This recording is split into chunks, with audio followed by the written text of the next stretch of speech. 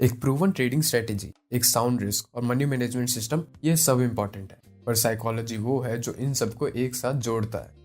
और सही माइंडसेट के बिना ट्रेडिंग डिफिकल्ट, कंफ्यूजिंग और चैलेंजिंग हो जाती है। तो चलिए देखते हैं ऐसे 10 विनिंग माइंडसेट जो एक सक्सेसफुल ट्रेडर को एवरेज ट्रेडर से अलग करता है। Mindset number 1, do trading with your set of rules, not with your impulsive. Impulsive trading एक कॉमन साइकोलॉजिकल मिस्टेक है जिससे सभी ट्रेडर्स स्ट्रगल करते हैं और ज्यादातर बार वो इम्पल्सिव ट्रेड्स लूजिंग ट्रेड्स हो जाते हैं। हालांकि ये आश्चर्य की बात नहीं है, क्योंकि आप समझते ही हैं कि एक इम्पल्सिव डिसीजन बिना किसी प्लान के होता है। प्लान ना होना शायद सबसे बड़ा फैक्टर है जो इम्पल्सिव ट्रेडिंग की ओर ले जाता है। तो इसका सॉल्यूशन है plan your trade so you can trade your plan. अपने ट्रेड की एडवांस में प्लानिंग करने से अब ग्राउंड रूल्स के साथ साथ अपने लिमिट्स भी तय कर रहे हैं। अपने आप को ऑब्जेक्टिव बनाने के लिए और फियर ग्रीड साइकिल से अलग खड़े होने में सक्षम होने के लिए आपको ट्रेड की हर पॉसिबिलिटीज का प्लान बनाना होगा कि आप कब क्या करेंगे। अगर मार्केट आपके हिसाब से चलता है तब आप कैसे एक्ट करेंगे, और उसी तरफ अगर मार्केट आपके अगेंस्ट में मूव करता है तब आप कैसे एक्ट करेंगे। इन सब पॉसिबिलिटीज के लिए ट्रेड में घुसने से पहले ही प्लान बना ले। इससे आपको पता होगा कि आपको कब क्या करना है और अल्टीमेटली आप इंपल्सिव डिसीजंस लेने से बचेंगे। Mindset number 2, winning in the stock market is a function of habits and so is losing. Trading से पैसे कमाना बस समय समय पर इफेक्टिव स्टेप्स को दोहराने की बात है। It's all about keeping good habits. लेकिन अगर आप में बुरी आदतें हैं तो इसका उल्टा होता है। हर ट्रेडर की अपनी बुरी आदतें होती हैं जो उनको ट्रेडिंग में सक्सेस से पीछे कर सकती हैं। बैड ट्रेडिंग हैबिट का एक एग्जांपल है जैसे ट्रेडिंग रिस्क को मैनेज करने में असफल होना, या नुकसान उठाने के बाद रिवेंज ट्रेडिंग करना, या एक सिस्टम से दूसरे सिस्टम में कूदना, या जब आपका ट्रेडिंग प्लान फेल्ड साबित हो रहा हो तब भी उस पर टिके रहना, या इमोशनल या इम्पेशेंट हो जाना। ये कुछ ऐसा है जो आपको अपने लिए पता लगाना है, अपनी बुरी आदतें, अपनी कमजोरियों को ढूंढना है और उन्हें अच्छी आदतों में बदलना है। याद रखना, भले ही आप मार्केट को कंट्रोल नहीं कर सकते, लेकिन आप अपने बिहेवियर को कंट्रोल कर सकते हैं। गुड ट्रेडिंग हैबिट्स में बैलेंस शेड्यूल और लाइफस्टाइल रखना, डिसिप्लिन रहना, बड़े रिस्क से बचना, जर्नल रखना और भी बहुत कुछ शामिल है, जैसे कि लाइक बटन दबाना। सफल लोग सिर्फ किस्मत से सक्सेसफुल नहीं बनते हैं, उन्होंने कुछ अच्छी आदतों को अपनाया होता है जिससे उन्हें सफल होने में मदद मिलती है। और यही बात एक सक्सेसफुल ट्रेडर के लिए भी है। Mindset number 3, trade often in order to minimise the impact of any single losing trade and also to build skills. Trading ऊपर ऊपर से सिंपल लग सकती है, लेकिन लाइव मार्केट कंडीशंस में अपनी नॉलेज को लागू करना कठिन है। हर दिन, हर ट्रेड, हर पुलबैक अलग होता है। कुछ भी एकदम वैसा नहीं दिखता जैसा टेक्स्ट बुक एग्जाम्पल्स में दिखाया होता है। एक मेथड को इम्प्लीमेंट करने में बढ़िया होने के लिए आपको बहुत प्रैक्टिस की जरूरत है। स्पोर्ट्स की ही तरह जब आप मसल मेमोरी बनाने के लिए ड्रिल्स करते हैं, उसी तरह ट्रेडिंग में आपको अक्सर ट्रेड करने की जरूरत है, अपने स्किल्स बिल्ड करने के लिए और अपनी स्ट्रेटेजी रिफाइन करने के लिए। और आपको स्मॉल ट्रेड करने की जरूरत होती है। अगर आप सिंगल ट्रेड में बड़ा नुकसान करते हैं तो ये आपको अफेक्ट करेगा, लेकिन अगर आप किसी एक ट्रेड पर अमाउंट ऑफ रिस्क सीमित रखते हैं तो इससे कोई नुकसान नहीं होगा। आप अपने आप को आसानी से उठा सकते हैं और अगले ट्रेड पर आगे बढ़ सकते हैं। जब आपके अकाउंट पर रियल इम्पैक्ट कम होता है तो नुकसान उठाना बहुत आसान होता है। Mindset number 4, keep your size small to reduce the risk of ruin, to reduce emotional involvement and to give you the chance to learn from your mistakes without major consequences. Risk of ruin ये probability है कि आप इतने पैसे खो देंगे कि अब आप ट्रेडिंग में कंटिन्यू नहीं कर सकते।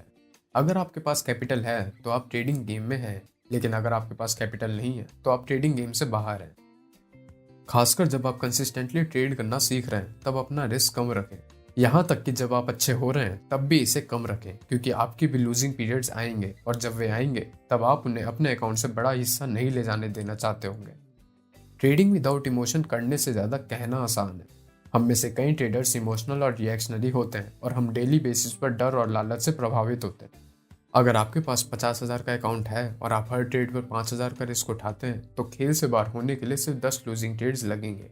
जब आप बिग ट्रेड करते हैं और लूजिंग पोजीशन में होते हैं तो हर बार जब मार्केट आपके पोजीशन के अगेंस्ट में एक पॉइंट भी मूव करता है तब आप निराश हो जाते हैं।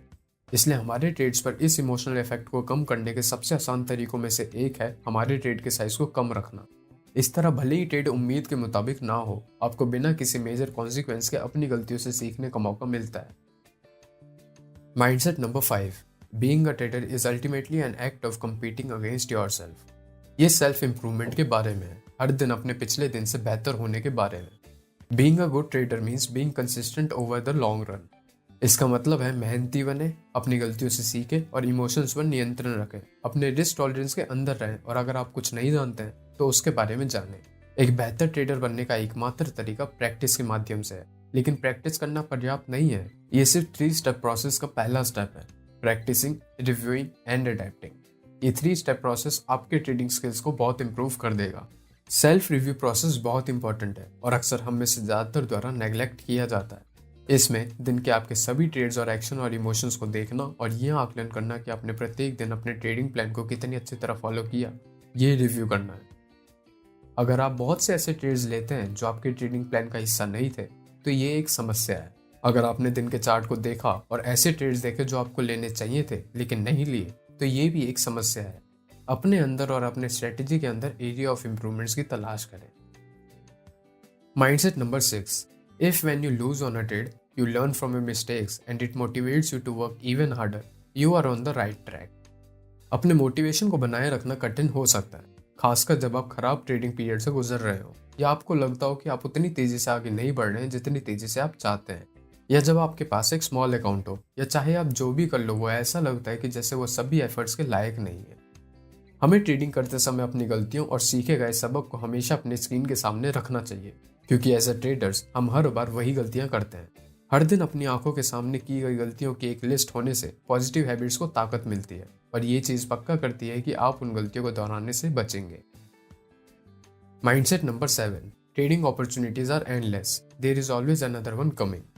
किसी सिंगल ट्रेड से अटैच्ड ना हो, चाहे आपने उस पर कितनी ही रिसर्च क्यों ना की हो या उस ट्रेड में घुसने से पहले आपने कितना ही बढ़िया ट्रेडिंग प्लान क्यों ना बनाया हो, आपको उसमें इमोशनली इन्वॉल्व नहीं होना।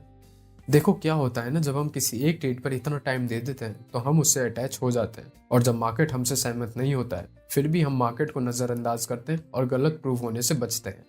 याद रखना, हमारा गोल पैसा बनाना है, सही प्रूव होना नहीं। देखो, हर ट्रेड विनिंग ट्रेड नहीं हो सकता है। ये स्वीकार करने के लिए खुद को ट्रेन करना होगा। आपको स्मॉल लॉसेस को अच्छी तरह से स्वीकार करना चाहिए और उनमें मिस्टेक से सीख कर अगले ट्रेड पर मूव करना चाहिए। आपको ट्रेडिंग अपॉर्चुनिटीज को अपने पास आने देना चाहिए और कभी भी मार्केट का पीछा नहीं करना चाहिए। If you miss an entry, so be it, there is another one just around the corner. Mindset number 8, don't focus on the individual fluctuations in your account, चाहे वो विनर्स हो या लूजर्स। अल्टीमेटली आपके वो लॉन्ग टर्म रिजल्ट्स हैं जो मायने रखते हैं। अनिवार्य रूप से आपके पास काफी गेन्स के पीरियड्स भी आएंगे और दूसरे समय सिग्निफिकेंट लॉसेस भी। बेशक जब फेवरेबल प्राइस मूवमेंट से आपके ट्रेडिंग अकाउंट को प्रॉफिट होता है तो अधिक ट्रेड करने के लिए एक्साइटेड और अत्यधिक उत्सुक होना आसान है, और ऐसे भी दिन आएंगे जब मार्केट पूरी तरह से आपके अगेंस्ट में होगा। एक कंसिस्टेंट ट्रेडर समझता है कि कोई भी एक्सट्रीम हमेशा के लिए नहीं रहेगा, और ये कि अच्छे और बुरे के बीच टिकना ये एक ऐसी स्किल है जो आपको सीखने और बढ़ने में सक्षम बनाता है। एक सिंगल ट्रेड कोई मायने नहीं रखता, विनिंग ट्रेड हो या लूजिंग। इसलिए पक्का करें कि आप एक ट्रेड में बहुत ज्यादा पैसों को रिस्क में डालकर या उसमें जीतने के लिए बेताब महसूस करके किसी एक ट्रेड को ज्यादा बड़ा मामला नहीं बनाते हैं। इसके बजाय लॉन्ग डिस्टेंस ट्रेडिंग रेस को जीतने पर फोकस करें। The goal is to win long term, you aim for consistency. Mindset number 9, a good trader acknowledges the fact that he can't predict the market. Market अनिवार्य रूप से traders और investors के लिए मार्केट प्लेस है जो supply और demand से प्रेरित है। ऐसे हजारों फैक्टर्स हैं जो खेल में आते हैं। हम निश्चित रूप से नहीं जान सकते कि कल क्या होगा। जब हमारे पास कई सफल ट्रेड होते हैं तो हमें ये लगता है कि हम इनविंसिबल हैं। हमें पता है कि मार्केट आगे क्या करेगा। हाँ, हम प्राइस मूवमेंट को प्रेडिक्ट करना सीखते हैं, लेकिन बहुत ज्यादा अभिमान अक्सर डिजास्टर की ओर ले जाता है। अभिमान एक कॉम्पिटिटिव इमोशन है। हम मार्केट में भविष्यवाणी कर सकते हैं, ये सोच खतरनाक हो सकती है। फॉर एग्जाम्पल, एक बहुत ही कॉमन मिसकंसेप्शन है कि सपोर्ट और रेजिस्टेंस स्टॉक को होल्ड करेगा या इन लेवल्स के टूटने पर स्टॉक प्राइस में सब्सटेंशियल ब्रेकआउट होगा। ये एजम्पशंस बनाना कि एक ब्रेकआउट होगा या एक लेवल स्टॉक को होल्ड कर देगा मार्केट को प्रेडिक्ट करना ही है।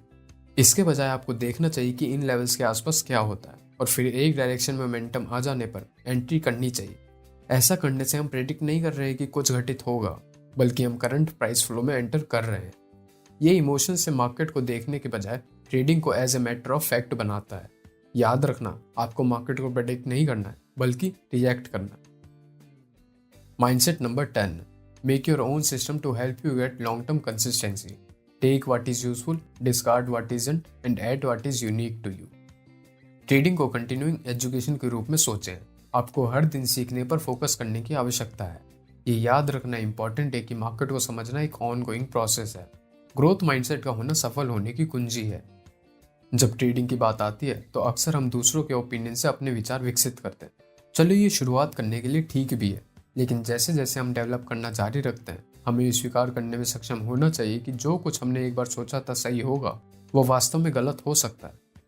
हमेशा अपने अंदर गलतियों को ढूंढने की नज़र रखना इम्पॉर्टेंट है, और जो आपके लिए सही है उसे लागू करें, और जो आपके अपने स्टाइल से मैच नहीं खाती है उन टूल्स या इन्फॉर्मेशन को त्याग दें। इस तरह आपको अपना स्टाइल ढूंढना होगा।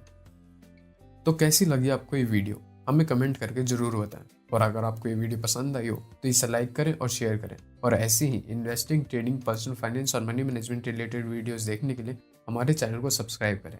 देखने के लिए धन्यवाद।